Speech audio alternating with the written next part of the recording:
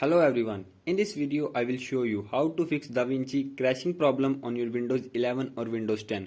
So to fix this issue, follow every step as I am showing in this video, and do not forget to subscribe this channel and also press the bell icon for the latest upcoming videos. Hope so this will fix your problem and help you a lot.